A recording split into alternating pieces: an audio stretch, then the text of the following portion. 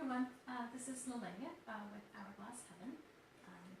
As you can see, I've turned my camera around today, so I had to run over to get in front of it, because I wanted to make sure that you can actually see a little bit more of what I'm talking about.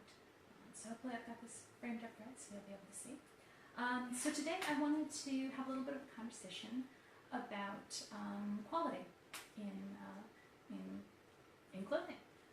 This was inspired by this lovely little hoodie here that I got, which I really do love. I do love my little hoodie. I was disappointed though to run it through the laundry, and you see here that the cord has become all frayed. So it's a Vans hoodie. So I went to the local Vans store, got myself a nice long replacement cord, and I thought, oh great, I can go home and I can fix this. I can go ahead and pull out the old cord. And that's when I discovered that I couldn't actually.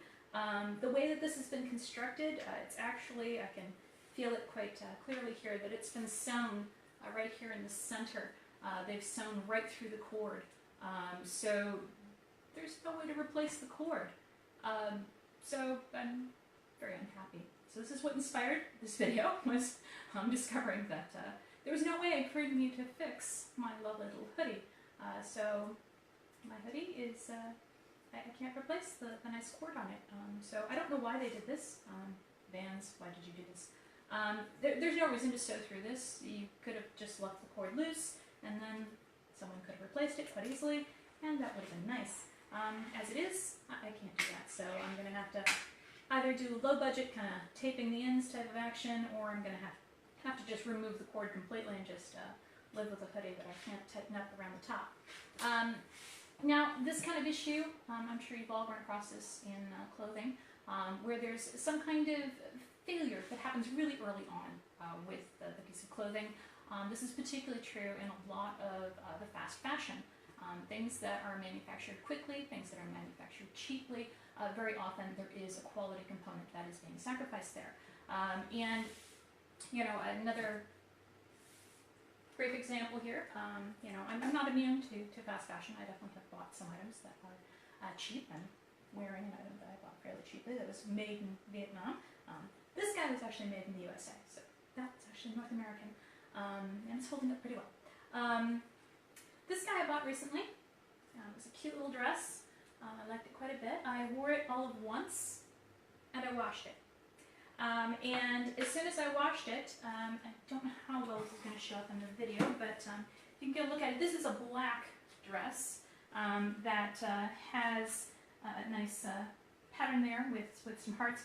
But after wash number one, that black was not so black anymore. Now it's kind of this, I don't know, slightly gray. This is one washing, and it's already failed in terms of the color. And turning it inside out, you can see why. The reverse of the fabric, as you can see, is white. So that's just bled through, and it's already failing in terms of the color fastness, and it's reverting back to its white color that it obviously started with in terms of the initial fabric here that it worked with. And yeah, this is, again, quite common with fast fashion. You know, I've heard estimates where fast fashion, when you buy something from a store, on average, you're talking about anywhere from 6 to 12 washes before that item fails, is the estimate that I've read online very often, in terms of tests that have been done with shirts and with dresses and stuff like that. But then occasionally you get items like this, which are, you know, they're starting to fail after wash 1. You know, I mean, granted, after wash 6 or after wash 12, they're probably completely gone. They probably have holes at that point. You know, and there are things that you can look for in terms of, you know, quality. There are definite indicators that you can look for in quality. You know, one of the things that I learned when I was very young was one of the things you can look for is the actual stitch width itself, in terms of how fine the stitching is and what kind of stitching is used. If the stitches are very wide, if you see a lot of irregularity in the stitching, that's a sign of poor manufacturing. You know, you've got a problem there with how the garment's actually been manufactured. Another example here of failure here is zippers. I'm sure you've all had this, where you've had a favorite item and the zippers just failed. And, you know, you've got a choice here of, you know, either you toss away the item, or, you know, you try to somehow, cut out the zipper, get the zipper replaced, take it to your local tailor, get the zipper re-put in. So this is part of the reason why, when I did the design for the Hourglass Heaven dresses, I did put emphasis on quality. I did have some choices there in terms of going for either something that was going to be cheap and quickly made, or if I was going to go for something that was going to be a higher quality and really last. And that's what I ended up going for. So some of the changes that we made in terms of the dresses to make sure that the quality was high, one of those things was the zipper. So I was very picky about the zippers.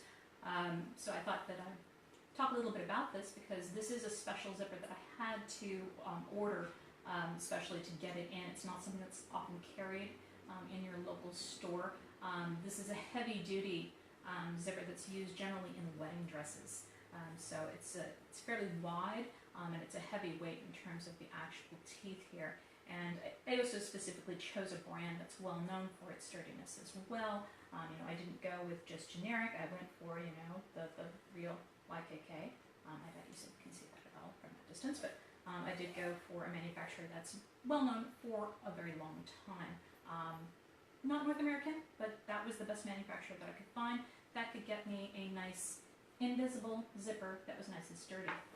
So that's what we put into the dress to make sure that the zipper doesn't fail. So you can zip it up and it works well.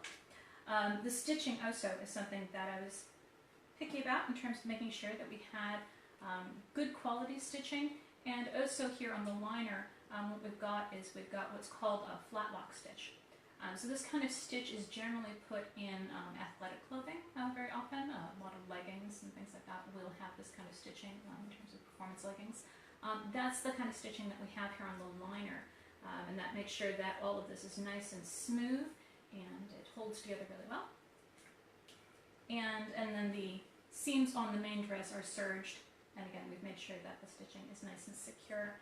And that is something that I discussed with my manufacturer in terms of the quality, is that they are concerned about that as well. They want to make sure that the items are high quality, that they do last, and they definitely expressed to me too that if there were issues in terms of having stitches fail, that they wanted to know about it and they wanted that feedback because they want to make sure that they're manufacturing high quality. And I do work with a manufacturer for the Hourglass Heaven dresses that is local to the Metro Vancouver area. So I did try to keep it local as much as possible. I'm not sure that all the items that we will ever carry in the Hourglass Heaven store will necessarily be this high quality, but definitely the ones that are part of our Hourglass Heaven signature collection. Those are the ones that for sure we're going to be having those locally made. We're going to go for high quality. As you've seen, I have expanded in terms of what we carry on the online store. I am carrying some products from some other manufacturers now, because I did get some feedback that people did want some other options.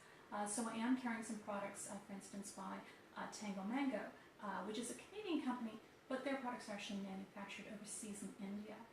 So for something like that, obviously I'm not the manufacturer, so I've tried to make sure that the dresses look like they're decent quality to me, but they're definitely not the same as our locally made dresses that we have in our collection. So that was really what I wanted to talk to you guys about today. If you have any questions or comments, as usual, please feel free to leave them below, and I'll get back to you.